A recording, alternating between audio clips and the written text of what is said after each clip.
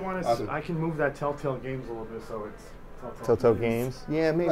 You don't want gams? Gams. I like them gams. You know, it's funny. It's so off-center here. Telltale gams, see? Be showing off nothing but Jason's leg. Mm-hmm. Put on your 3D glasses now, In folks. this perspective.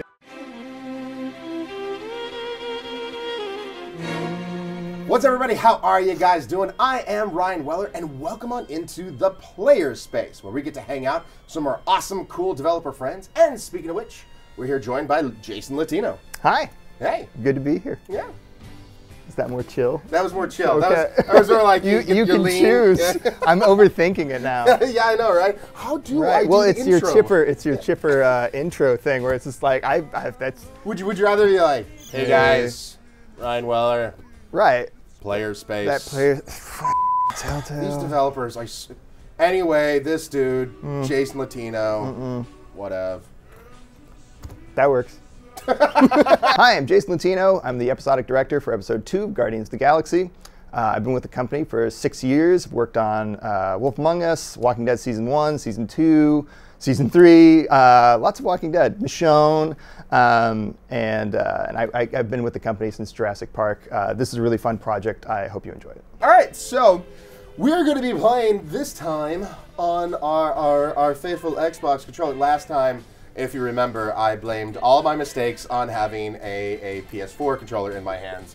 So, well, poor athlete blames his racket. Exactly. That's what gamers do. They come up with excuses. And so I'm sure if I end up screwing up, it's going to be like, oh, the buttons, they're too slippery, or, you know. That's what we need. We need you rage quitting Telltale Games. It's like, God, you doing what? So here we are, start episode 2, Under Pressure.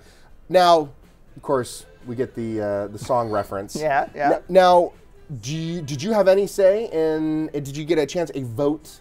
On what the? I think the episode titles were nailed down early in the process. I think maybe before I rolled on episode. Okay. 2, so. All right. I was kind of curious if you're like. No, if I would have picked one, it would have been the Tangled Up in Blue because I'm a huge Bob Dylan fan. So. Well, there you go. All right. So we're gonna get here into episode 2, Under Pressure. You want to start this episode? Choices will be auto-generated for unfinished episode. Yep. We're going to be starting this as the complete default, everyone. Okay. Just so you're aware. That certainly happened last episode. Because, once again, amazing YouTuber and streamer here is probably should make sure subtitles are always on. It's audio visual, yeah. Subtitle size. See, look at that display. Subtitles. Boom. Boom. You want to hear what let's what we're gonna do. We're gonna switch over to the stream safe music. So as you guys can see, for YouTubers, streamers out there, we have this option now because we know you go through these issues every single time with music. It's not us. It's copyrighted music. Yeah, we too have to go through the same kind of stuff as well. So just to show you, we're going to turn that on as well so you guys can hear what this is going to look like and how we won't have to worry at all about if we go silent for a moment and be like, quick, talk, get over the music. Talking over the music. He's holding a cup. Oh, the Eternity Forge, that's right. Shots. Yeah, we talked about if it was planned that he was going to be drinking out of that thing. Yeah, yeah. I think that was a very early. Once the concept art kind of was solidified, they were just kind of like, that looks like a cup. We've got a barn scene to make shots out of. It's delicious. There was actually talk for episode 2 about whether or not that would affect how the relic functioned. Really? The relic might be drunk. I think we dropped that though. But headcanon. So going into episode 2, what were some of the major choices from episode 1 that you had to be aware of and keep in mind going into episode 2? The biggest one is this: who did you sell Thanos' body to? Is has a huge effect. Gotcha. Drax, kind of whether or not you allowed him ownership over if he killed Thanos or not, definitely kind of affects his thing. And there's God, he went emo. Yeah, he went straight up. If he had hair, I would have combed it over. Right? Yeah, Tobey Maguire, Spider-Man 3 style, dancing, yeah, all that. Now I love her design. Yeah, and she is tall. Yeah, good God. that's good. It's but a flesh wound. Rated T for teen. I keep on having to remind. Coming off of Walking Dead, I'm just kind of like, this should be like stuff dripping off that spear. You're like, where's the gore? Yeah, where's the gore? Where's the intestines hanging out? It's just intestines. All right, so we got this, and I love this part. I love this. The swear is hidden. Right. Yeah. Yeah. And then the pause. Wait for it. And then we go back into it. This is prime commentary right here. Right. Yeah. This is a couple guys making noises. Burp, burp, burp. Great. We've turned into the Muppets. I've been a Muppet for a long time. Wait for it. Wait for it. It is the most built-up moment ever in history of games. Yes! Yes! Now, if we just cut those together, he actually swore. I love, oh God, already. I love that. Oh, did you actually? Okay. We were trying to make that really hard so most people would just get hit by the fire extinguisher. Like I said, typically I played as a lovable rogue and whatnot, so... Well, you are a lovable rogue. Oh, well, thank you. Thank you. It's just method playing. It's method. It's a Stanislavski Telltale gamer. So when it came to this, like when we first ended the first, episode, it seemed like, oh my God, he's alive! Elation! Right. So how was it? Like you had to sell that they were just kind of like, oh God, demon. I think it's just one of those things where it's just like everybody's happy to see their friend back, and then like it's like almost like the end of The Graduate, where like the smiles fade and they're just suddenly like, wait, no, this is weird. We've seen a lot of weird stuff as the Guardians of the Galaxy. We don't see. I had to do this. Yeah, you got just to have this callback. Stop doing that with your pelvis. This? Yeah. I can picture you in a mocap suit. It wasn't me. It was not me. I haven't worn the mocap suit yet, but I want to. For those that don't know, a mocap suit, it's very flattering. It's skin tight green suit. Yeah, I mean, just wearing ping pong balls on a skin tight suit it's coming. It's in vogue this season. I think I'll get superpowers now. I think I should get superpowers. I mean, you already have at least one. Yeah, exactly. Power of dance. Power of dance. Yeah. It's nice seeing Rocket here also in the co-pilot seat. Because we all know he also knows how to fly. Ship go, like that was the kind of the big draw for me was just getting some spaceship action.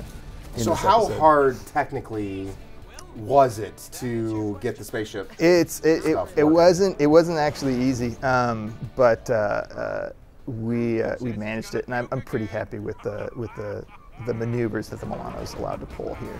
Can you describe to us, maybe in kind of like layman's terms, like the difficulty, like what is all involved getting the Milano to move around in this space? So it's got like, I mean, we made like a kind of a hierarchy for it. So there's pitch, yaw, and roll, and so kind of you're manipulating kind of different joints essentially.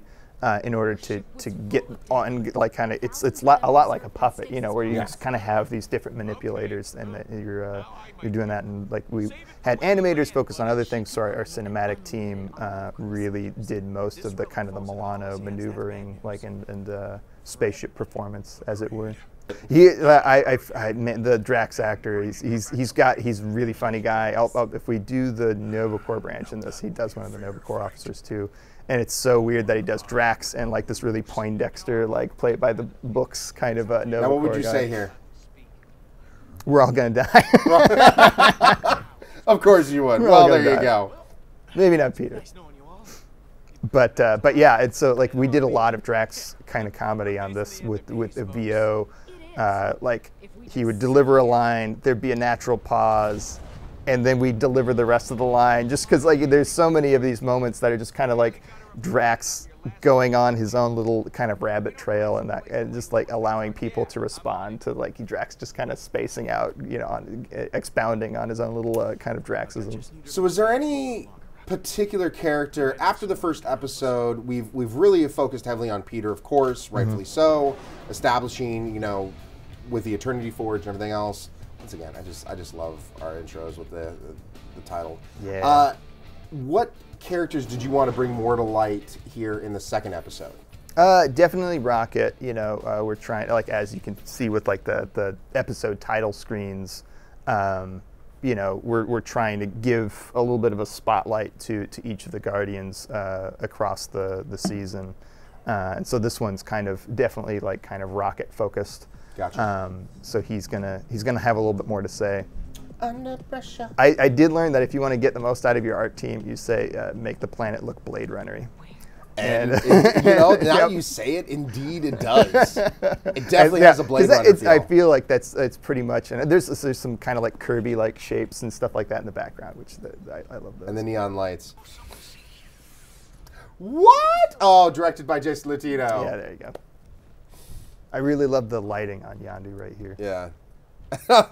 Yeah, Groot. I feel so bad for Groot, how tall he is when he walks into a place, tries not to hit anything. Yeah, I feel bad for the cinematic artists who have to keep him from hitting everything. As my coworkers meet my family, these are my friends. I'd say family. And you stick him in the bathroom. Yeah. Well, it's a closet, but yeah. Oh, okay. Nobody puts Groot in the corner, right? And I like how Rocket sees his little trinkets, his little tchotchkes there on the side.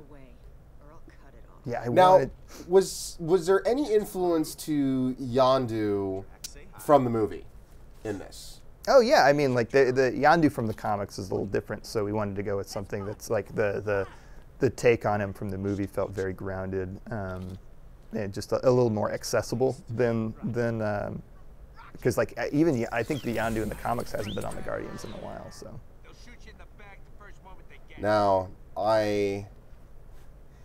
I have to say the show stealer, the scene stealer in this one is definitely, in my opinion, Drax in the background. Oh yeah, with his crunch every single time, eating the nondescript, by the way, cookies. These are not at all the black and white cookies that you may know of. They're space cookies. They're space cookies. And then this reveal, I couldn't help laughing because I didn't know where you guys were going to go with this. I thought they didn't know each other. I remember reading this right after they wrote it because it was one of the later edition scenes to kind of punch up the beginning, and I was just like, wait, what's going on here? And then I got to that punchline. And it was just like, okay, all right, cool. I'm down with this scene. They know each other. So so clearly the model is definitely influenced from the movie because I've seen how he looks like in the comics. And right. Yeah. Very, very different look. So for you, was it then? Did you guys do any rewrites or anything else? Like when the second movie came out, did the second movie come out in time to actually influence it all with any of this stuff? Not a whole lot. The second movie, it's like we did get to see it, but like this episode was pretty far down the pipe, and it was funny because I was wondering, it's like, okay, did we get some of these characters right? Yeah. Like, are we too funny? Are we not funny enough? And they just went full blown comedy, with the second movie. But I feel like there's a lot of our characters that that feel about right with where they are in the movie. We just might be a little more serious because we're we do a lot of drama here. We especially when we're doing flashbacks to Peter's dead mother. So. Seriously. Next thing is, so we have these star clusters here. We have Orion, Gemini, Orion, So we have these here. What was the influence of this kind of like this puzzle, the connecting of the dots? Well, we felt like, so it was again kind of like based off the stargazing sequence from episode 1. We wanted to figure out how to make it feel like you're participating with your mother in something that might have happened while putting this a little bit of a twist on it. So it feels like you're kind of role playing. It's just like, are you acting like a kid who's trying to get information about what's going on? And the stars start to go out and other ones start to appear. And it felt like a kind of an opportunity to allow the player to participate in what's going on rather than just like, cutscening our way through this. Now I have to admit, when I first looked at this, I thought for a second there, I thought this was like the Big Dipper. I didn't understand. I was like, oh, okay, of course, yes. It's Right, an yeah, hourglass. yeah. I could have sworn, like, if you could see, like, You just gotta read the rollover text, man. Yeah. Well, I know. I was just saying. I always loved looking up at stars as a kid as well. Yeah. I know it's so funny because depending on like when I moved out here to California, I noticed I couldn't really see the stars as well as I used to be able to. Right. Well, yeah, you're a bit closer. And you're from wide open spaces as well. Yeah, so, yeah, back in Indiana. Yeah. Yep. Yeah, you've been with Telltale for how long now? 6 years. 6 years. Yeah, since Jurassic Park. I was here before it was cool. Yeah, Jason's OG. Jason's OG. He's I came here because I wanted to make Sam & Max games, and then it was like, well, Jason's here, the party's over. Yeah, okay. Stop Sam & Max. Achievement unlocked. Double fantasy. Double fantasy. Now, here's an off-the-wall question. That scribble on there, is that based off of anything, or is that just... It's based off of some scribbling that a concept artist did. Gotcha. It was basically, we need some creepy-looking glyphs, and then it was just somebody was like, you got it. I'm sure they put a lot more thought into it than that. Most likely. But it was definitely, there was not a whole lot of, like, sometimes you end up with, like, there's a lot of back and forth over certain assets, and this one was pretty much just like out of the box, just kind of like, yep, we're going with this. So out of all the assets here in episode 2 that you worked on, you were looking at, what was the most back and forth probably thing that you really wanted done right? It comes up later in the episode, but I'll point it out. Okay, all right. Because it's for me, it's always like it'll be an Easter egg for me. Like I always try and sneak them into the episodes. Now, were you able to sneak in any Benang into this episode? I don't think so, actually. That's one of the with Benang in particular. I always let somebody else try and sneak it by me, and if I don't catch it, then it's a good sneak. But there's definitely somebody got one into 301. 301 of Walking Dead. But I have if it exists in here, I have not seen it. So for those at home, if you guys don't know, Benang is a running Easter egg, a running gag in all of Telltale's games and our IPs. Whether it's it started off with Sam & Max, if I remember correctly. Benang.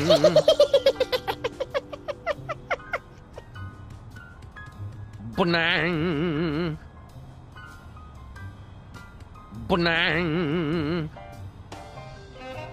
And it's just something that has been perpetuated by a lot of people, whether it's just a poster or a cup or something else. Yeah. It's supposed to be what, like a fruity drink? Yeah, it's like a Tang kind of like powdered drink mix. Gotcha. All right, so real quick, we know what choice is coming up here. Which one would you choose? I'm Team Rocket all the way, and not in the Pokemon sense. I was gonna say, you blasting off again? Well, we will be very shortly. Hey! Oh God. My mom, nope. Who'd you bring back? I think that's a base instinct for most people. It's definitely trying to keep Meredith as a presence, in Peter's life, and kind of in the best way we have to, or one of the easiest ways anyway to kind of keep somebody on the player's mind is through that wheel, and then it's just like it's at least kind of representational of like, okay, this is the kind of the cloud of thoughts that I have, at this moment. So it's a way to kind of keep that pulse. So we have no timer here. We can just this one you do Ryan. We can munch on this. You can weigh it out. So sure, we can go right away and back our main man Rocket here, or we can back Gamora. Now, as I said, my waifu, she played through the first episode, and I gave her the controller. She had free range. And every single choice she made, she's like, gotta follow the booty. Because her idea is like, if she backs Gamora, then she's gonna have a relationship with her. Right. And so every single time, I'm just over there dying. I'm like, follow the booty. She's like, follow the booty. Yep, I'm rolling. Okay. I like you just said that. It's like a Rorschach test. That was my honest reaction. Speaking of Molly, I think she designed these for the team. For that and by the way, showcasing a little something here. If we can, there we go. Not available for resale anywhere. Not available for resale, and I don't even think anything's on here. No, there's these little tchotchkes that you can get, and I think it's 15 minutes of blank cassette. Yeah, so I mean, this is something that we'll do for each other more often than not. After completing an episode or something, a lot of us will sometimes just make cool stuff for each other, and this comes from our very own Molly Maloney. So the interesting thing though is this is my first time seeing this branch. Because when I did a playthrough, it was actually the other way. Yeah. If you don't promise Rocket, he maybe goes off script a little bit. So we're going to walk around and talk to everybody here. But yeah, when I played it, my version is like, then Rocket's just gone. Yep. But now we're going to get a chance to see the consequences of not backing Gamora immediately and seeing Nebula and what happens there. So this is going to be interesting for me as well. Let's look out. Let's look out over the city. Aw, so romantic. So glad I could share this with you. Yeah. That's Patrick Jensen did all our matte paintings, and he's fantastic. It is really cool. And then look at Stick. Okay. Is Groot is that Groot poop? I'd poop probably not, but he could be shedding. Sheds? Yeah. Sheds branches. Yeah, you got to get that brush to get the underbark, out.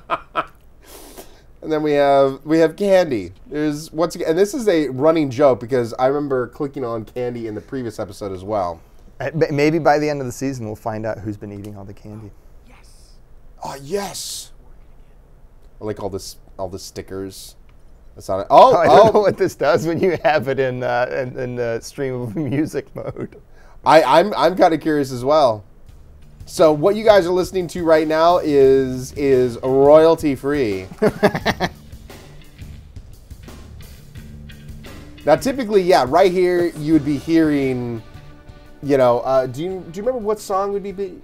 Well, right you can. So the Milano, we kind of refer to it internally as Milano Free Radio, but you should be able to select the different licensed tracks that have shown up in the game so far. So that catalog will continue to grow over the course of the season. I'm a collector of fine art. I do like, if you guys saw, there was Bork right there. I forget what that was supposed to be. I don't know. Off of. We do have Linda Kids. Bork, so I don't know if it's a reference to her. And model toys. Only present I ever got from Yondu. Here you go. I do. I mean, I do like his obsession with just Chotskis just. Well, that's true. For Yondu, that's probably a sign of respect. Here's something to collect dust. Exactly. Rocket wouldn't let him. So why wouldn't Rocket let him put those in the common area? I assume that Rocket doesn't always approve of Peter's taste in music. Knife Driver. Oh, I love that. What is that supposed to be? I assume it's a takeoff of Knight Rider, but yeah, totally. Now I see it, especially with the mustache. Yeah. Oh yeah. Let's go, champ. Last time we had him pointing to the camera and be like, "You are," yep. And now we have "Let's go, champ." I hope from now on that is just every single episode. It is a new. Yeah, somebody gets to do something a little different each time. Seriously. Once again, the candy. All right, we're gonna follow this caper of candy. The candy caper. The candy caper. Hey, we also make Batman games here, so that's We're gonna go into that holographic look mode and right yeah exactly Splinter Solid up. Yeah, he should use his time scanner to find out. So we're in Gamora's room. Right. Yeah. We have not sided with her. What is her demeanor like depending on either way? How hard was it to make sure that it was a distinctly difference between supporting her and not supporting her. Yeah, I mean, it's there's definitely like it affects her attitude, how much you can actually talk to her. Certain avenues of conversation are going to be cut off if she's angry. This was a fun environment to kind of work with the art team on and just try and figure out. It's like, okay, what is, what encapsulates like who Gamora is, and so we kind of have like these two walls that we wanted to put on screen. One that's a bit more meditative, and then one that's a bit more violent. On cute, nice. Well, even right there in one line. Right. I like the flowers, and I made him give them to me. Right. We've got a little like essential oils like diffuser down there on the floor. The mystery box. It is interesting. It almost looks. Oh God, what is that movie that just recently it's Doctor Strange. It almost has like a Doctor Strange kind of feel to it. It's funny because like there's a lot of like when we're trying to figure out how to make things look kind of weird. Yeah. And that, like we definitely looked at a lot of Jack Kirby's work and a lot of Steve Ditko's work as well on Doctor Strange to try and figure out what are the kind of visual cues that we can use to build out the weirdness of space. Well, it definitely has that feel. So let's talk to Gamora here after we have not sided with her. Right. I'm not looking forward to this. She's not happy. She's happy with us. I mean, after all, it is her sister. She hasn't seen her sister in quite a long time. Right. And who is the, and I'm sorry, I'm putting you on the spot on this one. Who is the actress who played Gamora? Yeah, I'm not good with names. All right, no worries. Me neither. Oh, and she already kicked us out. Yep. Oh, crap. Okay. So I will even say the conversation, if you side with her, is she talks definitely a little bit more. Yeah. This was get GTFO. This was definitely get the heck out of there. It looks like we have more candy.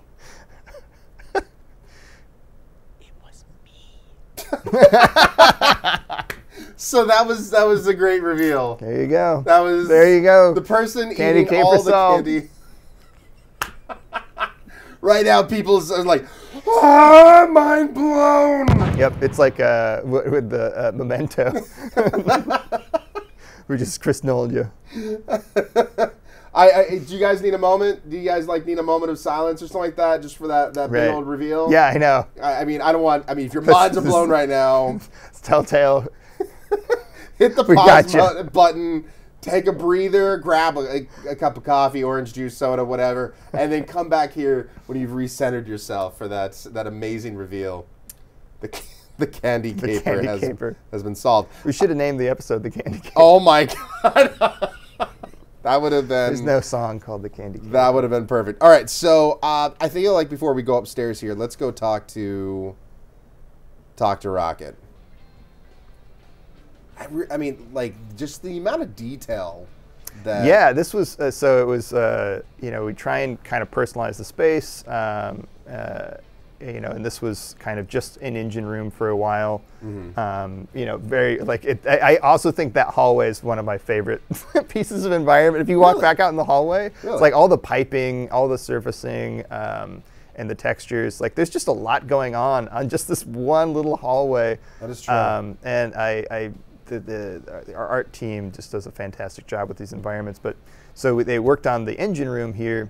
And so we were working on ideas on how to kind of make it feel personalized to Rocket. So we threw up some posters and kind of put this little netting, cargo netting as a hammock. So we get the idea that Rocket kind of spends his time down here.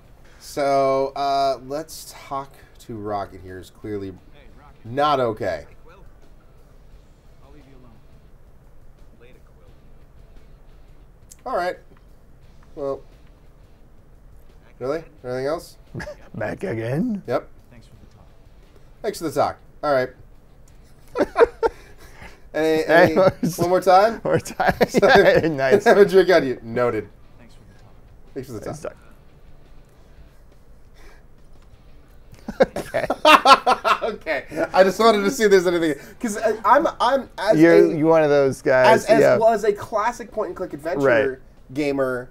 I was actually even talking to Molly. I know we don't do it as much as we used to because most people, they click on it once and then just walk away. Right, yeah. I love it when we You have click those on kind of something things 50 times. and they can get to, like, you can hear something different because, you know, we had a lot of those in season 1 of Walking Dead. Yeah, yeah. I mean, I'll never forget because that was one of the scenes I worked on was when you climb the fence and you're in the backyard of Clementine's house. Yep. We had the tea set and there was like 3 to 5 different things Lee would say.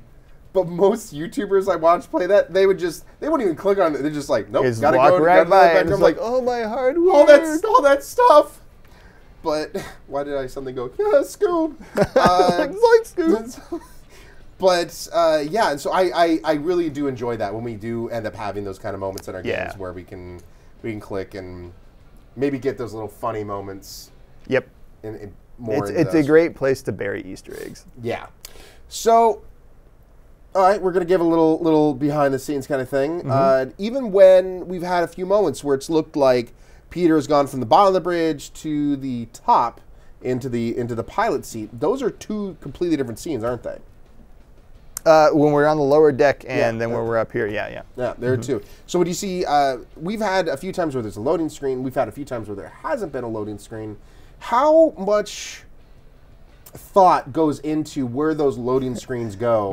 Many meetings. Like it's you know, we want to do our best to provide the seamless experience, you know, for the player. The tricky thing is like how much notice. Like if you're playing on a certain path, you know, are we able to kind of predict how far out a player is from a scene load? Can we start preloading? It's a little bit harder with free walks because it's like you just walk up, click on that ladder, you know, and then up you go. Yeah. But just because you're standing next to that ladder doesn't mean that you're necessarily going to go up that ladder. That is true. And that kind of thing. So it's a little, the more interactive the scene is, the kind of the harder it becomes to preload those assets and provide that seamless experience for people.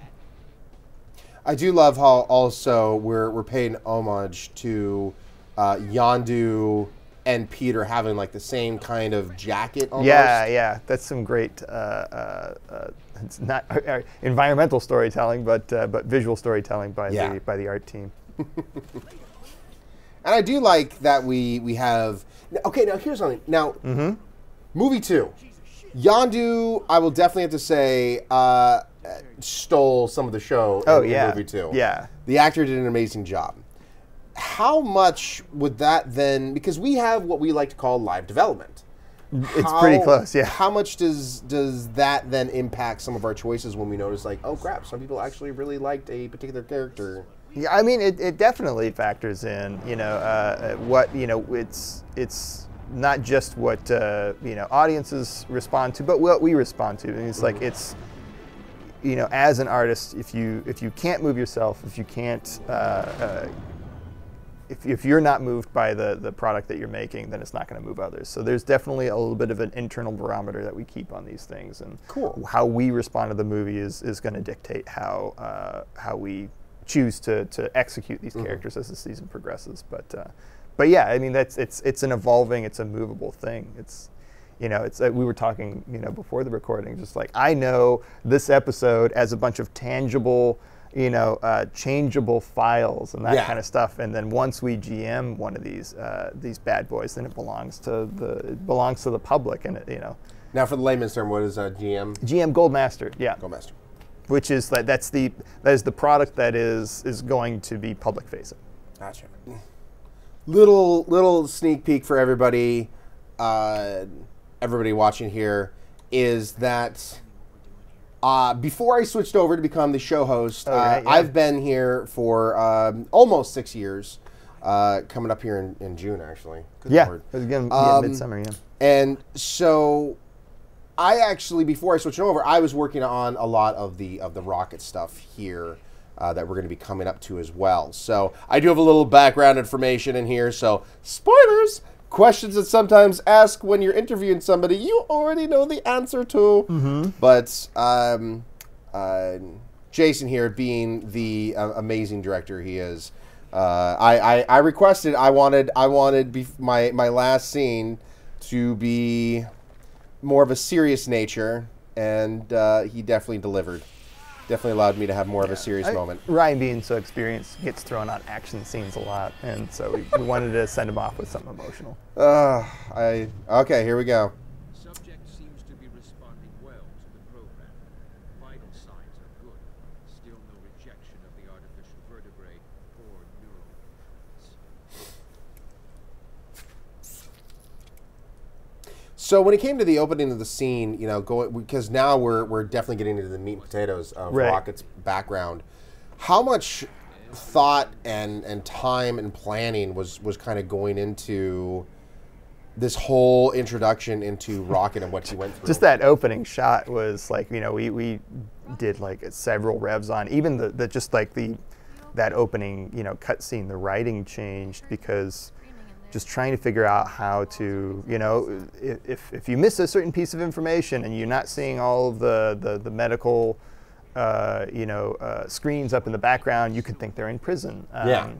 And that, so like really making sure that we could leverage the visual storytelling with the text of the VO to really clue people in. And so like that opening shot, like we went back and forth on that a lot. And just figuring out, you know, we were trying to do one of those kind of done in one crane shots for a while, but you know, what we wanted to do is make sure that we were like really honing in on like the syringe and like the brain scans, and that sort of thing. Like, and I remember like for a while there, you had the scientist there at the beginning.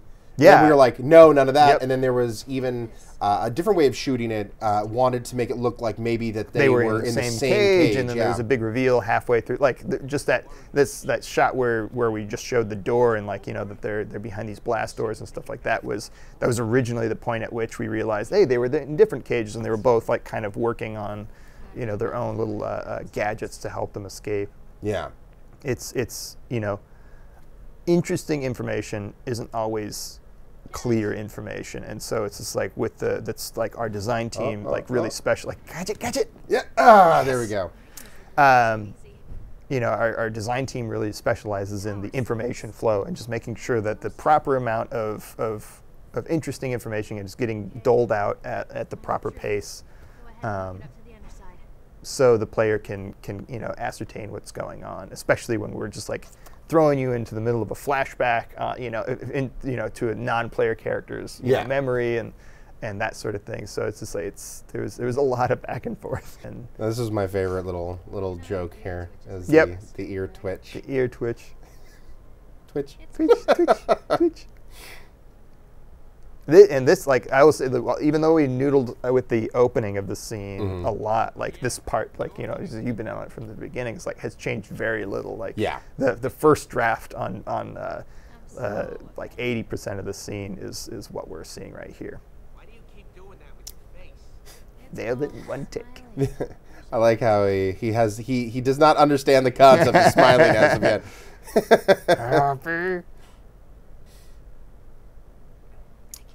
And of course, since we're Rocket, I'm not letting them do anything. I'll kick all their asses. I'm all out of bubble gum. Oh. All right, here we go. Now, I would actually like to say, so this is a little something I was a little proud of myself. I was able to have oh, come on. There we go. Yeah, you're going to say this and you're not going to be good at it. There we go. I could have a little bit of input on. So when it came to this moment, we were trying to, originally it was just a quick little button press, and then that was it. It's an on-screen button. And I personally was just like, well, you know, he's supposed to be hacking. He's supposed to be doing something, so it can't just be like an A or an X and, you know, one and done and call it a day. So one thing I wanted to do was, since I play a lot of games as well, you know, and stream, you know, off during my own time, that kind of stuff, one of the games I got into was Warframe. Was a particular game out there. It's and so actually that inspired the idea of that little puzzle sequence, because I know in Warframe they have something kind of like that, and so I was just like, well, you know what, why don't we do something much like that? Why don't we you know, we can make it our own, but here's an idea. And so put it out to, Mark Darren, and you know, they changed it up. They ran with it. The UI team came back with it, and so it's one of those kind of things that it's kind of cool. So you get to see us as Telltales. We're still gamers ourselves. We play a lot of other games, and those too can help influence some of the ideas that we can have. Now, I also know this went through a few iterations as well. This went through a lot of iterations, and it's all in trying to just get this choice, this setup to read and feel natural. So what, can you speak on some of the iterations, the different iterations that this went through? I mean, you know, just trying out different staging, like, you know, where was the scientist, like, was that door open, was it shut, and that kind of, you know, those kind of staging decisions. We ended up kind of inventing this wall panel to show that, you know, Lila's got similar hacking abilities to, or hacking knowledge to Rocket, and to really show this, like, you know, the thing where somebody has to stay behind and to make this scenario make sense, so that we can try and get, like, I mean, will you leave an otter behind? You know, it's like it's definitely skewed in a particular direction, but we wanted to, you know, it comes down to tuning, like, even how we frame this choice of honor her wish. Yeah. Well, I'm sorry. I'm a romantic at heart. Yeah. Yeah. Yeah. I gotta carry my sweet otter love. I will save you. This is where you need that, you know, that Rambo.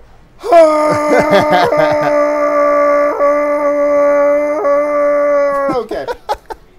Hey, I went for it. I was gonna commit. Yeah, you committed. You committed. This is where, of course, Celine Dion comes in. My heart will go on. God, this is sad. Yeah.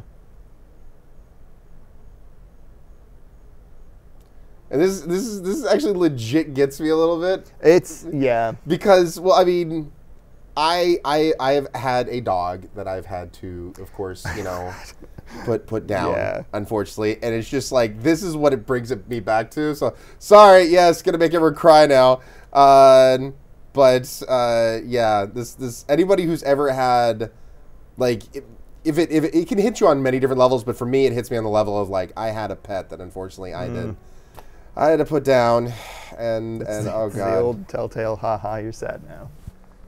Ha, you're sad now. I've seen a lot of people have said what they think of Telltale when it comes to our sad moments. I've heard people say that we live off the tears, the salty tears of our fan base, and I'm not going to deny that. So, haha, you're sad now is, like, when you work on 4 seasons, 4 different products for The Walking Dead, you kind of have to come up with a term for it. It's like, what is the emotional beat that will just make your users cry? And we call that the haha, you're sad now. And so, you know, when we're introducing and killing a character, like, in the same, you know, 15 minutes, like Lila and that kind of stuff. That is definitely a Jasonism, if I've ever heard one. That salty son of a gun. So yes, you cry. Just know you are feeding Jason. He is well nourished. And then she's dying in your arms, and she touches your face, and then she goes, ah, and then, like, the life goes out of her little otter eyes. That's haha, you're sad now. The old Telltale haha, you're sad now. That's going to be the byline. Put that just in the description of this video. Right. The old Telltale, haha, you're sad now. Oh, God. As you can see, Jason is one of the most feeling and lovable people. Yeah. Yeah, and this was Nolan North, you know, on Rocket, and it was a little intimidating, actually, working with him. He's a super nice guy. But it's you know, I'm a huge fan of his work. But he's so good. He just goes through his, you know, with a lot of VO actors, there's like the ABCs where they'll give you an A take, a B take, and a C take. Yeah. Each one's a little different, moving the inflection around, changing the emotion. emphasizing different words to make sure that different we have enough material to kind of change directions and make sure there's a flow. And he'll do a set of lines or just one line at a time. And very seldom did we need any more than just like the ABCs. Like he's all pro, and his talents are much appreciated, especially for this episode. Yeah, there are a few voice actors out there that.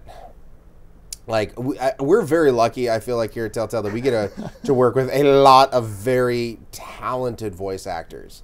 Yeah, it's really cool. I mean, we work with Sissy Jones, who just won a BAFTA.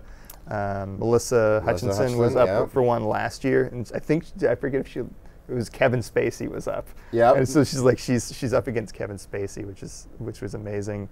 Dave Fennoy, Adam Harrington, we work with just crazy amounts of super talented people who, on our cinematic kind of aspect of our job, they're the Al Jolson to our Charlie Chaplin. We're doing the physical acting but we have to be fed with kind of their audio components. And we hear their voices all the time. So I have to say, the weirdest thing at times has been, I remember when I first met Melissa Hutchison, played Clementine, and all I've heard is just her audio the entire time, and Dave Fennoy as well. So when I got a chance to first meet them, it is a little weird.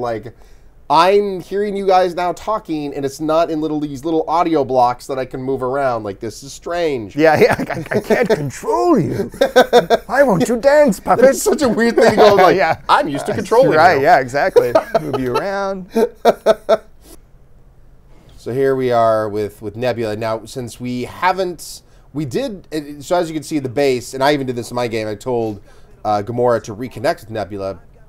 But we're having this kind of problem where we told her to, but we didn't support her in connecting with her in this episode. So we're in this very odd gray area that even I don't know where things are going to end up.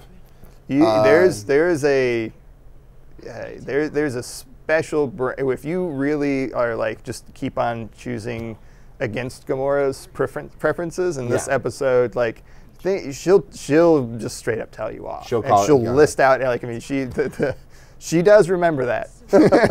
She does remember that. Why can't we be friends? This is the part where we grab hands, sing Kumbaya. Right, yeah. Why can't we be friends? Well, so she's handcuffed and missing an arm. Of course. I mean, what's a pair of handcuffs between friends? Between friends. I'm going to try as much as possible to back up Gamora now. Oh, you're going to try. Okay. Well, because, I'm trying to... Oh, crap. Oh, well then. We've resulted to spitting. Yep. Shackles won't keep me tethered for long. Now, be honest. How much was that your influence? You're like, man, she should get a good spitting in here. That was not me. You can spit back at her if you want. Oh, God. I have to. Forgive me. I have to.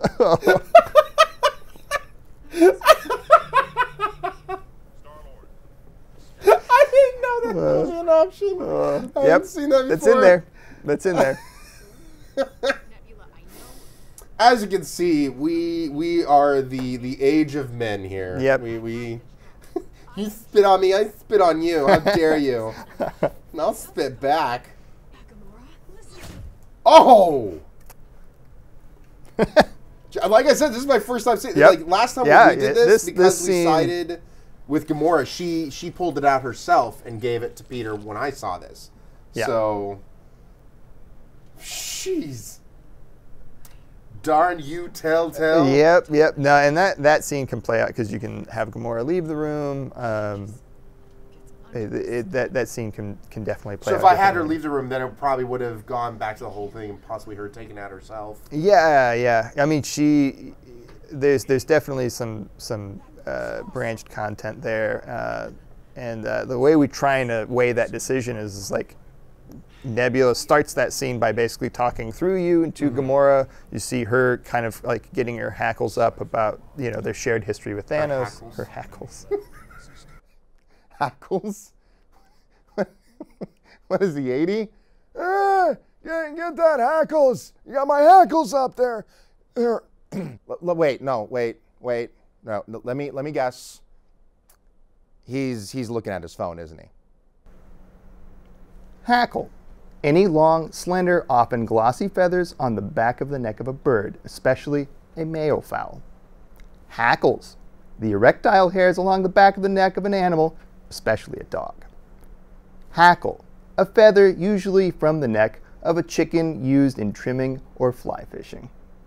Thank you. Hackles. I could be totally wrong on that, though. Oh my gosh. Now, this is one of those kind of things that I also like. I have to give a shout out to our sound effects crew as well. Yeah. They do such a good job. Like, our cinematic art team, they'll put in, like, these pushing the buttons and all this other kind of stuff. Right. And sometimes they're off screen, and so they're just kind of like, I think that's a push buttons animation. Exactly. And then they have to go in there and then they fill it out. They put on the sound effects and it makes everything come to life. And so big shout out to them and all their hard work and catching all those little details. And Molly says we like to think that this is a little soft joke to Mass Effect and the slow elevator. Oh, yeah. And whatnot. Yeah, Mass Effect 2, like, okay, so those things, that's what we went back and forth on. Because, really? Yeah, because they were like, they were fairly generic, and this being a Kree temple, definitely wanted to pull in the visual language from the Kree centuries, from the comics, like these mechanical soldiers that are ancient, like, and they're self-fixing and all that kind of stuff. But they go way back. So any temple, like early Kree kind of artifacts and culture I would think that they would, they're kind of like these immortal warriors almost. Oh God, why? That was I forget who came up with that, but the idea that, like, you know, Drax's misunderstanding of metaphors would also extend to holograms and visual representations, where he's just like, he takes the hologram literally. Yeah, and he was holding you between his bosoms. Yes. I do. I mean, I just want more. I cannot wait till our Groot episode to see. Yeah, what we do. Yeah. What are the interactive beats when it comes to all that? Like, if there's some sad stuff, like yep. The what is Groot is saying. You know what kind of reminds me of also a little bit is back in Poker Night 2, we had in the Borderlands, we had Steve goes, "Hey-o!" Hey-o! You crack me up. Right, yeah. And apparently, I put in the request. I was like, "Can I get some sad hey-os?" And then it was the first time. I guess they've always just had hey-o. Right. And it was the first time. So he comes like, hey-o. You know, just like all this kind of sad things. And so whenever I hear Groot now, I think of like going up to Adam Harrington, like, okay, I need this to be more sad. I think they did like just a monster session to try and like just cover everything. So it was probably pretty exhausting, like knowing how those things go. I'd like to know how that stuff is also labeled under a folder. Yeah, yeah. We'll have to ask the VO guys, like Etienne and Will would probably know. Curious Groot. Ooh, you know what? We had Seductive Groot. So it probably exists somewhere. I am Groot. Complete with finger guns. So, can you walk us through this kind of area? What was so you always have, like, you know, you have the purpose of the area that you come into, like the main focus. Yep. What was your thought then of, like, filling it out? So it wasn't just like, just go to this one place, do this one thing, and done. Like, what was your idea with all the other characters? Yeah, Annalie Garrison and Mark Darren probably be better to ask about that because they were the designers for this. But it was definitely like giving you a sense of space, a sense of the scale on this large room, allowing you to be in this area where the last time you were here, you were fighting for your life against Thanos, and taking his subsequently. And then here it's kind of like figuring out, okay, Thanos was here, the Eternity Forge was here. You know, what did we miss? The relic seems to be indicating that we need to be here, that there might be something else. 1, 2, 3.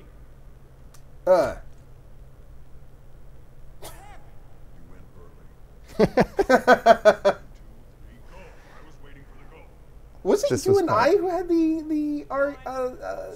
I remember I had a discussion with somebody here at Telltale about the 1, 2, 3, and then go, or go on 3. Yeah, I mean, it you know, I it's forget who I had discussion with, but I'm a person where I'm go on 3. So 1, 2, 3, not 1, 2, 3, go. well, see that you shouldn't say go then. You should say on 3, because if you say go on 3, then people could be waiting for the go. So are you a person that typically will go 1, 2, 3, go? I'm the type of person that I'm clear about my expectations of the other individual involved, and then I make sure that it is. It's a verbal contract. Okay, anybody here seen Lethal Weapon? Anybody? It's 1, 2, and then on 3 you go. Contracts? It's all in the semantics. It's a contract that you and I are entering into. This is important to be sure we're clear about our language up front. It's just like signaling your intentions on the highway. You want to get into another lane, you got to start signaling. You just use that turn signal and get over. You would literally only have 3 seconds, maybe 4 at the most, only 3 seconds to make a decision on something. What, you want me to get out Excel? You want me to start typing away on Word or something? We have no time. And then I have to make sure that I understand the expectations of the other party if they are initiating the 1, 2, 3 scenario.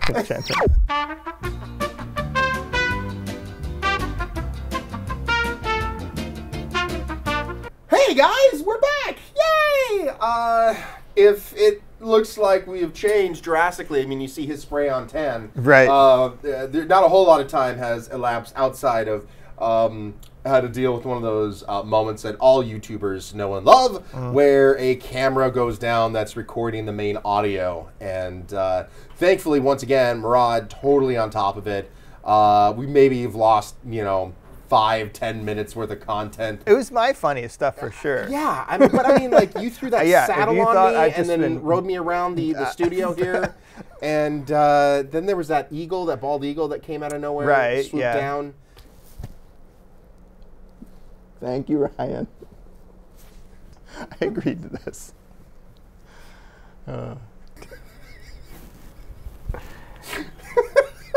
I swear this is coffee. This Yep, isn't. yep.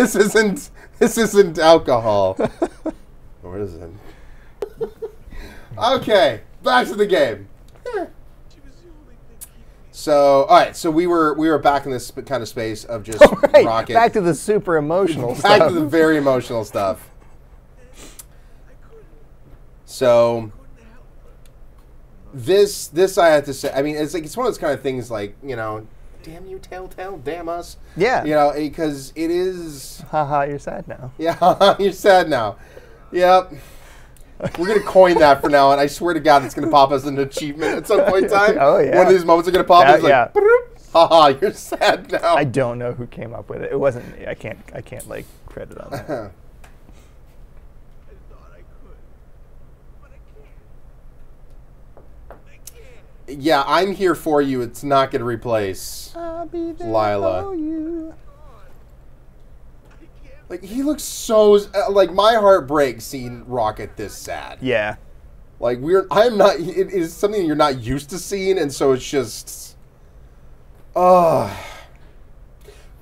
Please explain this moment for us. Help put it in context in the sense of what are we looking at when it comes to holding on to her and letting her go? Well, it felt poignant of, with Peter's attachment to his own device, the tape recorder that is kind of this visual artifact of his memories of childhood and his mother, and his kind of eternal boyhood, essentially.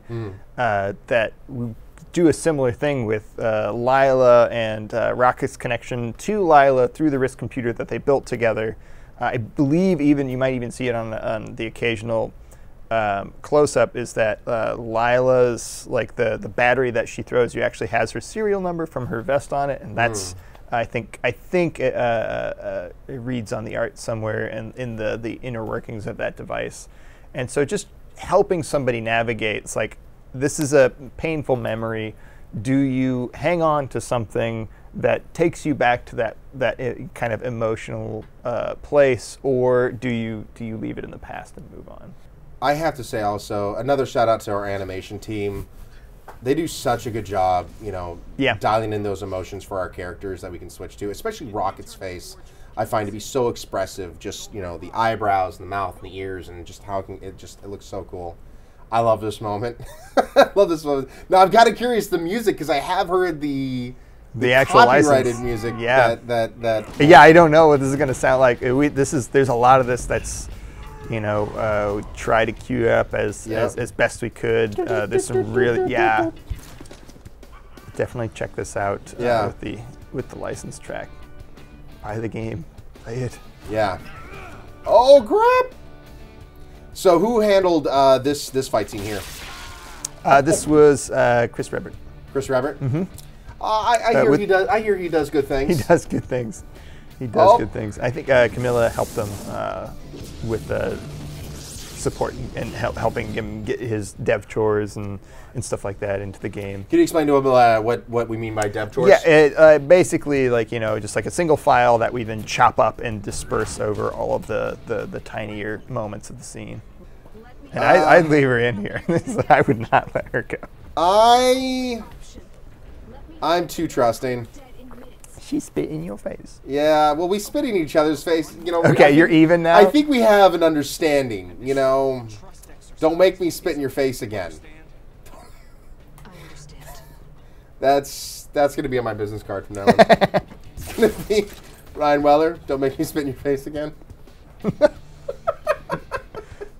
Certainly send a message. Yeah, if you guys walked around the office here, especially with our cinematic artists, you'll notice every single cinematic artist is like, stacks of books on cinematics, and because as currently right now we have 4 IPs being worked on, we constantly are having to change different styles on what we're shooting, how we're shooting it, the timing of everything. Are there 2 people in the scene? Is there a group of people in the scene? You're constantly having to kind of go back and forth, and it also depends on the director. What their vision for how the cameras, the FOV and everything else, and so it is interesting to see how versatile the cinematic artist team has to be to go back they have to and be forth. able to jump from a Minecraft-like product to Walking Dead to Guardians, and they all have slightly different, shape language, is a big part of it. Like a close-up in Minecraft is going to look different from a close-up in Guardians. Even between Lila, I remember that was something that we were talking about. Is if you do a traditional close-up on Lila, that her face, because it's kind of more horizontal, will just completely fill the screen. And it's just a little closer than you can get to with people with more vertical faces. And that's tailored by, it's he'll actually, if you tell him to get rid of his device, he'll use that and kind of rig up a makeshift bomb with it. I do remember that being a little bit different, so that's kind of cool that even the payoff is in how you take out the baddie. This was fun. This is another scene that's kind of been there since the beginning. And actually, when I was in fairly early on this project, or on this particular episode. So I remember being in creative meetings, and I'd break out I'd have a bunch of sticky note, kind of things, and then just I was storyboarding in those meetings.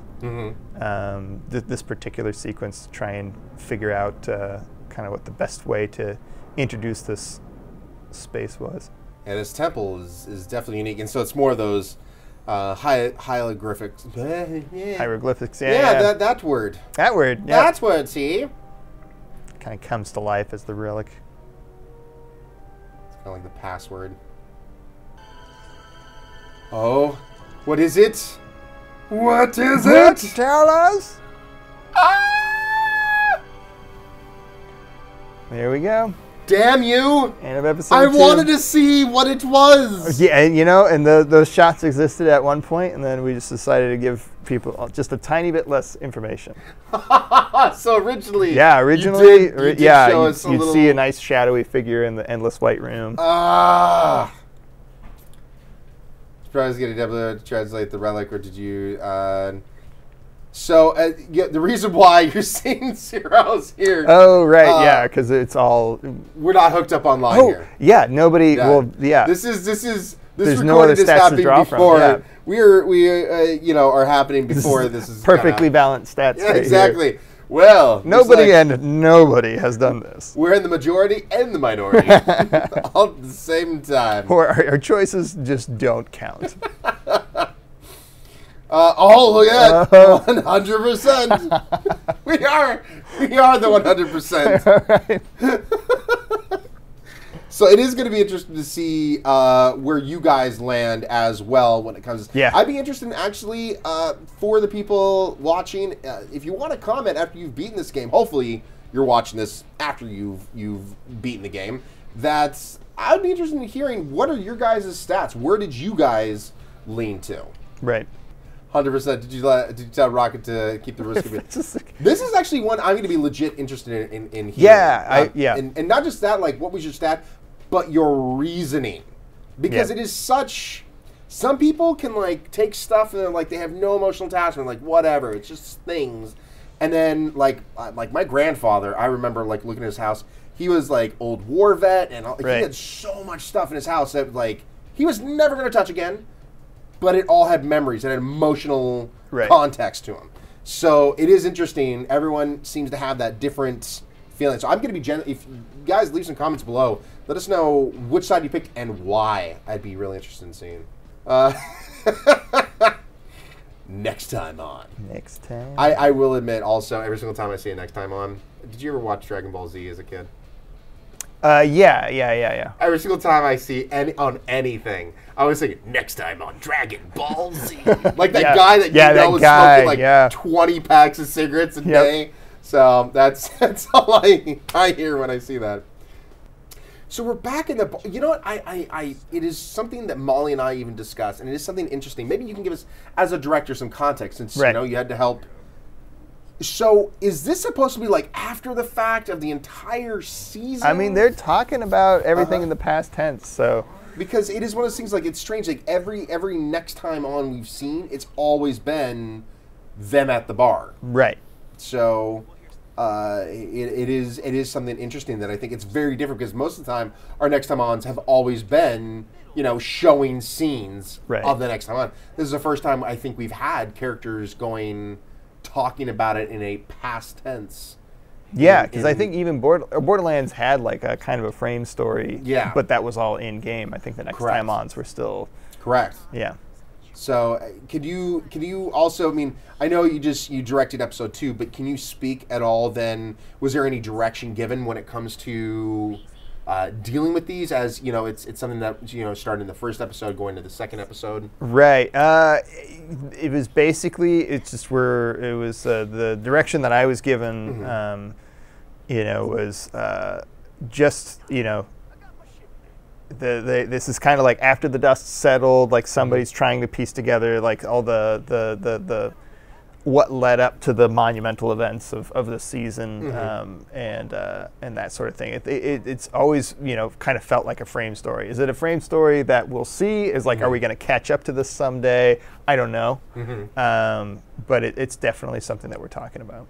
Because I think the interesting thing, especially with Yondu, we saw more of Yondu in the previous episode when it came to the next time on than in the actual episode, because we see him get Peter as a young Peter, taking him away, that kind of stuff.